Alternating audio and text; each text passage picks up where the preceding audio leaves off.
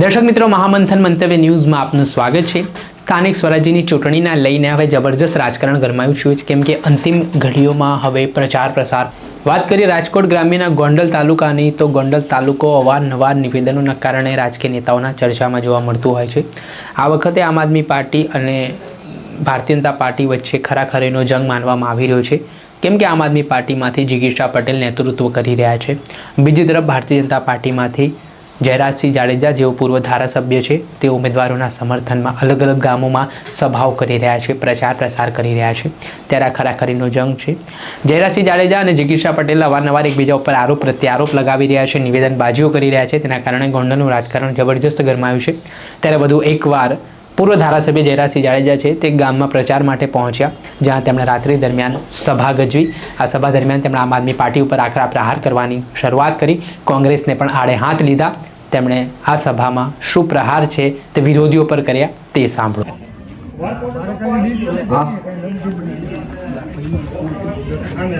ગીતાભાઈ આપી દીધો છે, તાલુકામાં તપાસ કરી તો ત્યાંથી એમ કીધું છે કે વર્ક ઓર્ડર નીકળી ગયેલો છે।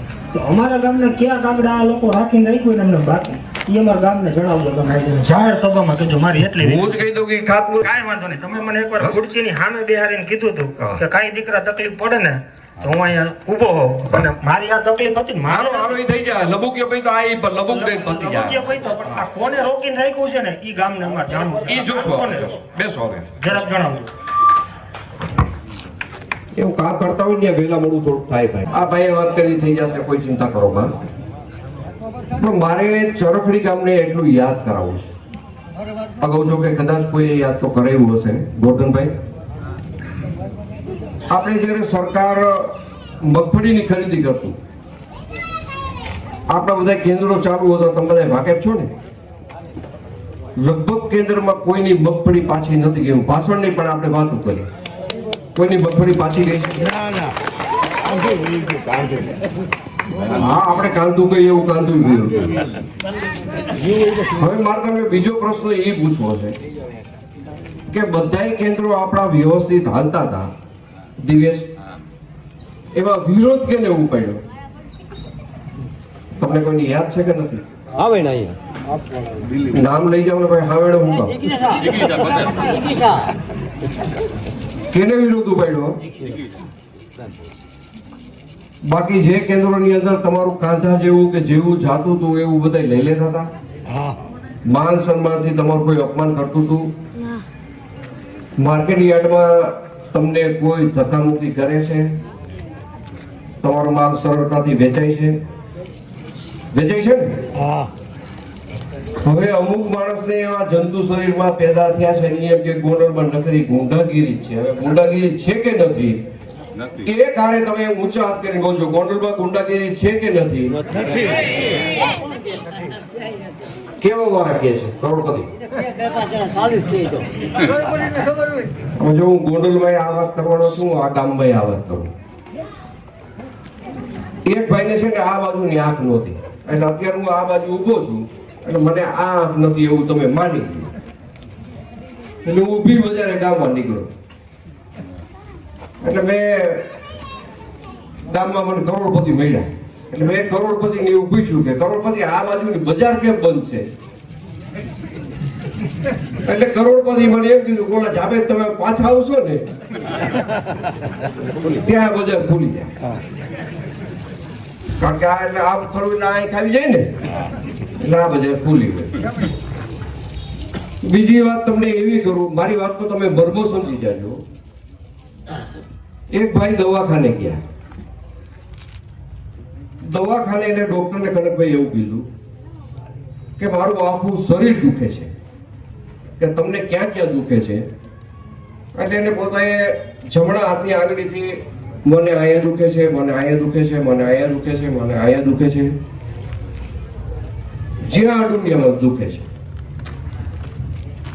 એટલે ડોક્ટરે એને એવું કીધું કે તમે બીજો હાથ કાઢો, એટલે એને આ રીતે બીજો હાથ કાઢ્યો।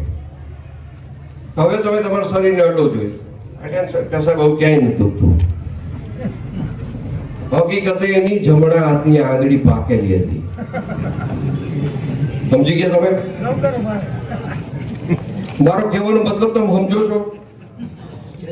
ઈ આખે આખા પાકી ગયેલા છે એટલે એને એમ થાય છે કે અમારું શરીર દુખે છે, અમારું શરીર એટલે ગોંડલ માને છે અને ગોંડલમાં ગુંડાગીરી છે એવું ઈ માને છે. ફરીથી પૂછું, ગુંડાગીરી છે? નથી. આવી વાતોમાં તમે કોઈ ચરખડિયા તો રાજાશાહીથી ગોપાલભાઈ ખૂબ જ આગળ પડતું ગામ છે, ખૂબ કેળવાયેલું ગામ છે. એટલે હું તમને ટૂંકમાં જ વિનંતી કરવા આવ્યો છું, ઉપર નીચેના બે ઉમેદવાર, તમને હું 26 તારીખ સુધી એવી વિનંતી કરું, કદાચ સરપંચની કઈ ભૂલ હોય, કદાચ દિવ્યેશની કઈ ભૂલ હોય, અમારી તો કઈ નથી ને? ના ના. તો તમે બેયની ફરિયાદ કરવા અમને આવજો, અમે એ ફરિયાદ સાંભળશું, અમે એનું નિરાકરણ કરશું. પણ એવું ન કરતા કે આપણે ઓલો શેઠે કૂતરું ભાત વીકી નાખે. તો ગોપાલભાઈ કે ખેડૂતના ભાગમાં ભાત ન આવે અને ભાત વિખાઈ જાય એવું ન કરતા. નાનું મોટું જે કાંઈ તમારું અટકેલું હશે એની હું તમને ખાતરી આપું છું. હમણાં જે ચોખવટ થઈ ગઈ કે વર્ક ઓર્ડર મળ્યો છે નથી મળ્યો, એમાં પંચાયતની ક્યાંય ભૂલ હશે, ક્યાંય ઢીલ હશે, આ બાજુ દિવસની હશે, પણ અત્યારે તમે બધું ભૂલી જજો એવી વિનંતી કરવા માટે તમને હું આવ્યો છું. ભૂલી જશો ને નાનું મોટું? યાદ નહીં રાખો ને કોઈ એવું. આજે થવાનું છે, કાલે થવાનું છે. હું જવાબદારી લઉં છું, આ ગામના ચોકમાં કહું છું. જ્યાં રોડ જોઈને મને આનંદ થયો. હજી આપણે વિકાસની ગતિ જાળવી રાખવાની છે. હજી આ ગામમાં ઘણું ઘણું આપણે કરવાનું છે. બધા માતાઓને પણ હું એક વાત કરીશ તો આનંદ થશે. આપણા તાલુકામાં બધે ગેસ ઘરે ઘરે ગેસ આવે છે, ખબર છે ને તમને? અનિરા સુધી પહોંચી ગયો છે. લગભગ ટૂંક સમયની અંદર આપણા આખા તાલુકામાં ગોંડલ શહેરમાં ઘરે ઘરે ગેસ આવશે. એ પણ આપણા માટે બહુ આનંદની વાત છે. એટલે આવી ક્ષણિક કોઈ વાતની અંદર કોઈ બહારના ઉમેદવાર આવે, તમે અમને તો 3 વર્ષથી ઓળખો છો ને, આજકાલના ઓળખતા નથી. આ નવા ઉમેદવાર ગામમાં જે આવ્યા છે એને તમારી 4 આંખ ઉકેતી જ ભેગી થઈ. વધીને લગભગ આજે 6 મહિના થયા છે. અમે તમારી આંખની શરમ તો ખાશું ને.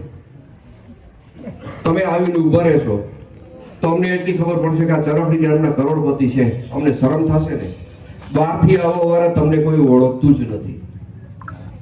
નથી તમારી ઘરે કથામાં આવ્યા, નથી તમારી ઘરે લગ્નમાં આવ્યા, નથી તમારી ઘરે મરણમાં આવ્યા, ગોરધનભાઈ. અને સીધે સીધા એના માટેનું કાંઈક અનાજ પકવવા આવ્યા છે, ખીચડી પકવવા આવ્યા છે. આવા લોકોને બરોબર ધ્યાનમાં રાખજો. એ હારીને વયા જવાના છે એની હું તમને ગેરંટી આપું છું. ગોંડલમાં હારા હારીને વહી ગયા છે, તમને બધાને યાદ છે. આપણે એક રહેવાનું છે, આપણે એક રહેવાનો સમય છે. તમે બધા એક અવાજે એવું કીધું છે કે ગોંડલમાં ગુંડાગીરી નથી, પણ એ આપણો જવાબ છે ને, આ જવાબ પેટી સુધી પહોંચવો જોઈએ 26 તારીખે. અમે બધા એક છીએ. અમે ભારતીય જનતા પાર્ટીને માની છીએ. ભારતીય જનતા પાર્ટી તરીકે આજે અમે કનકભાઈ પાર્ટી યારે જોડાયેલા છીએ. ઉપરના ઉમેદવાર ભાઈ ભરતભાઈના ઘરેથી અને દિવેશ તરીકે અમે 2 ઉમેદવારને મત દીધો છે અને આજે અમે ભાજપને ચાહીએ છીએ અને ભાજપ પાર્ટી સાથે છીએ.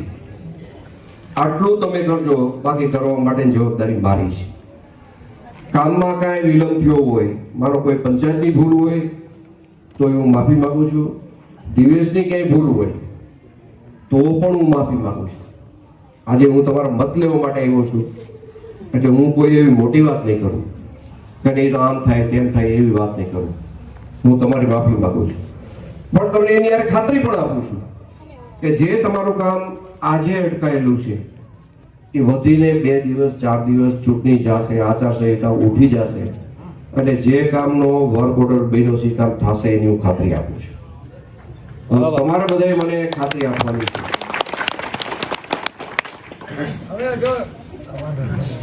2 હાથ ઊંચા કરીને તમારે મને ખાતરી આપવાની છે કે આપણા તાલુકા પંચાયતના ઉમેદવાર, આપણા જિલ્લા પંચાયતના ઉમેદવાર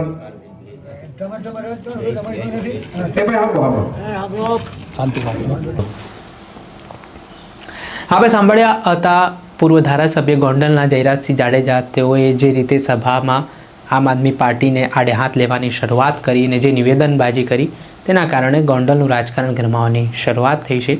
આગામી 26 એપ્રિલે મતદાન થવાનું છે અને ખૂબ જ રસાકસીનો જંગ છે તે માનવામાં આવી રહ્યો છે. ત્યારે આ વખતે ગોંડલમાં પુનરાવર્તન થાય છે કે પરિવર્તન તે આવનારા સમયમાં ખબર પડશે. દર્શક મિત્રો, આવા જ વિડીયો જોવા માટે મહામંથન મંતવ્ય ન્યૂઝ જોતા રહો.